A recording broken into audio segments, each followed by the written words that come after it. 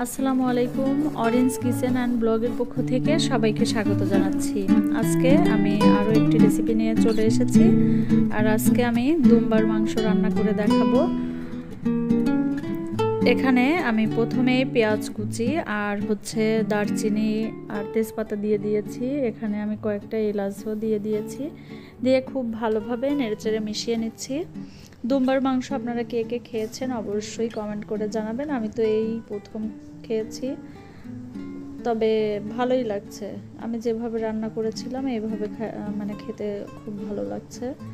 আর আমার চ্যানেলে যদি আপনারা নতুন হয়ে থাকেন তাহলে প্লিজ আমার চ্যানেলটি সাবস্ক্রাইব করে পাশেই থাকবেন।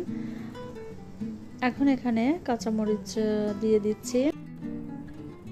এখন আরও কিছুক্ষণ আমি এই পেঁয়াজ আর কাঁচামরিচ ভেজে নিব।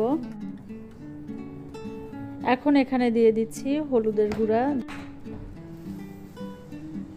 এখন এখানে আদা, জিরা, তারপরে দারচিনি, এলাচ, তেজপাতা সব একসাথে বেটে আমি সেই বাটা মশলাটা এখানে দিয়ে দিয়েছি।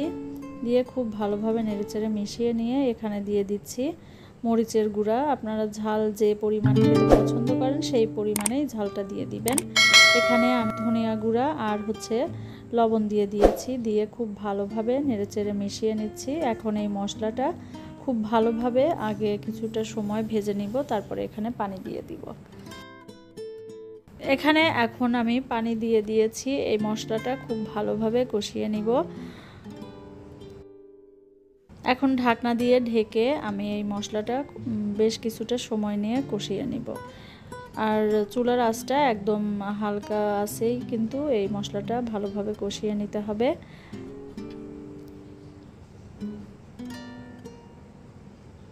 এখন এখানে আমি মাংস দিয়ে দিচ্ছি, আর এটা হচ্ছে দুম্বার মাংস। দুম্বার মাংস খেতে কিন্তু ভীষণই ভালো লাগে। আমি প্রথম খেয়েছি, তবে এটা খেতে ভালোই লাগছে। খাসির মাংসর মতোই লাগে কিছুটা। এখন আবারও ঢাকনা দিয়ে ঢেকে আমি এই মাংসটা প্রথমে আগে কষিয়ে নিব।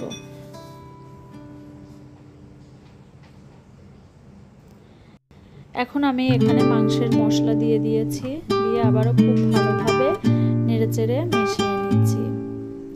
আমার চ্যানেলে যদি আপনারা নতুন হয়ে থাকেন তাহলে প্লিজ আমার চ্যানেলটি সাবস্ক্রাইব করবেন আর পাশে থাকা বেল আইকনটি ক্লিক করে দিবেন। তাহলে আমি যখনই নতুন কোনো ভিডিও দিব তখনই আপনার কাছে নোটিফিকেশনটা চলে যাবে।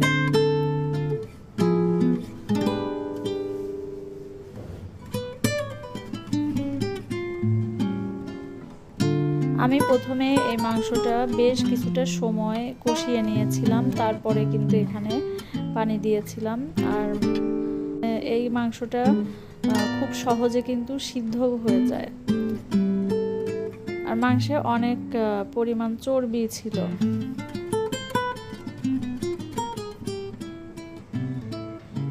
এখন এখানে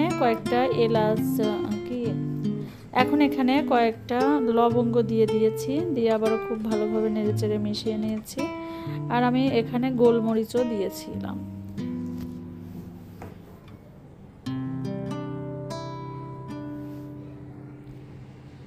যে কোনো মাংসই কষানো যদি ভালো হয় তাহলে কিন্তু খেতেও বেশি ভালো লাগে। আর মাংস কষানো ভালো হলে দেখা যায় যে এর টেস্টটা বেশি ভালো আসে। আপনারা এইভাবেই রান্না করার চেষ্টা করবেন। আবার হাতে মাখিয়েও কিন্তু মাংস রান্না করা যায়, তবে আমার কাছে হাতে মাখানো মাংসর চাইতে কষানো মাংসটা বেশি ভালো লাগে। এজন্য সব সময় আমি এইভাবেই রান্না করে থাকি। আর এটা খেতে কিন্তু ভীষণই দারুণ হয়। আপনারা অবশ্যই এই রেসিপিটি একবার হলেও বাসায় ট্রাই করবেন, দেখবেন যে ভালোই লাগে। এইভাবে আপনি যে কোনো মাংসই কিন্তু রান্না করে নিতে পারেন। দেখতে পাচ্ছেন মাংসের কালারটা কিন্তু খুবই সুন্দর এসেছে, আর এটা খেতে কিন্তু ভীষণই দারুণ হয়েছিল।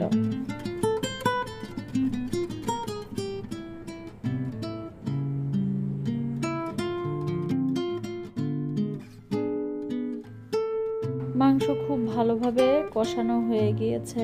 এখন আমি এখানে পানি দিয়ে দিচ্ছি। এখন পানি দিয়ে খুব ভালোভাবে আমি নেড়েচেড়ে মিশিয়ে নিচ্ছি। এখন ঢাকনা দিয়ে ঢেকে আমি বেশ কিছুটা সময় রান্না করে নিব। আর এই মাংসটা সিদ্ধ করতে কিন্তু খুব বেশি পানি দিতে হয়নি, অল্প পানিতেই কিন্তু এই মাংসটা ভালোভাবে সিদ্ধ হয়ে গিয়েছিল, কারণ আমি প্রথমে অনেক সময় নিয়ে কষিয়ে নিয়েছিলাম, এই জন্য মাংসটা খুব তাড়াতাড়ি সিদ্ধ হয়ে গিয়েছিল। দেখতে পাচ্ছেন রান্না প্রায় হয়ে এসেছে, এখন আমি চুলা থেকে নামিয়ে নিব। আর ঝোলটাও কিন্তু অনেকটাই শুকিয়ে এসেছে, আর আমি অল্পই ঝোল রেখেছি এই মাংসে, তাহলে খেতে বেশি ভালো লাগবে, এই জন্য আমি এইভাবেই চুলা থেকে নামিয়ে নিয়েছিলাম। আজকে এই দুম্বার মাংসের রেসিপিটি আপনাদের কাছে কেমন লাগলো অবশ্যই কমেন্টস করে জানাবেন। আর সবাই প্লিজ আমার চ্যানেলটি সাবস্ক্রাইব করে পাশেই থাকবেন। সবাই ভালো থাকবেন, সুস্থ থাকবেন। আজকে এখানেই বিদায় নিচ্ছি।